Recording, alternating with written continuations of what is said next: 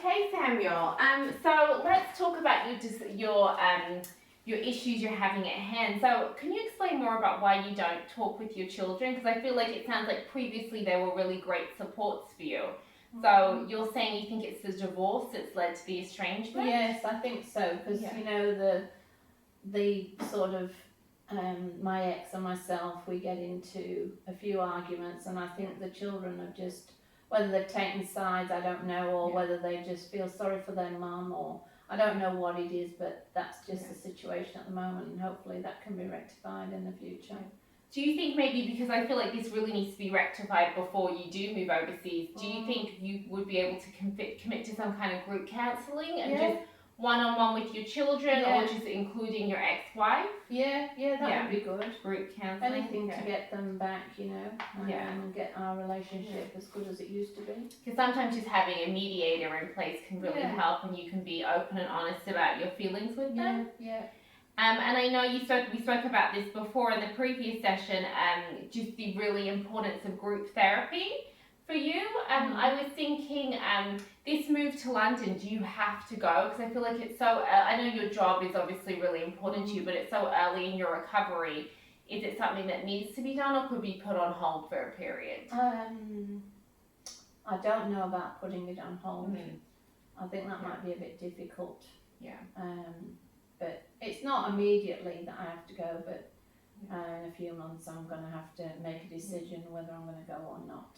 Well, what I've been thinking, just to help you not slip back into old patterns, is my colleagues and I, we do have some connections in the UK with drug and alcohol groups, and we could maybe find some Alcoholic Anonymous or Narcotic Anonymous groups that we can refer you onto and have you set up with before you arrive.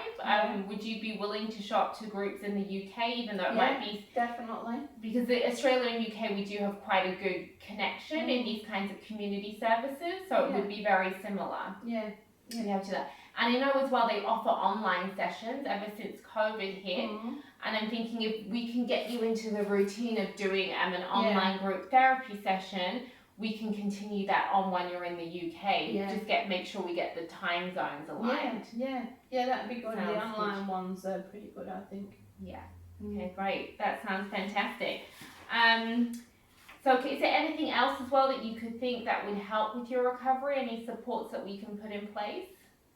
No, I think I can go to the AA and the NA. I can do all that, and I know that there's places that you can just pick up the phone and speak to people, and there is online things as well. So I think I've got an abundance of things that I can do. Yeah, it sounds like you're very up to date with the resources that are available to you. I think that's one of the benefits of going into a rehabilitation situation. You come up with a lot more support. And with your depression, do you feel like that's being managed well? Are you on a medication plan, or are you taking any specific kind of medication for that? A little bit of medication, Yeah, and that's sort of tiding you over. Do you think you need to maybe go back and see your GP or a healthcare practitioner to help modify the dose? Probably, yes. Yeah.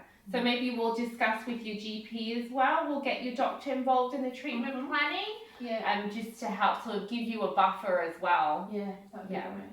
Okay, thank you.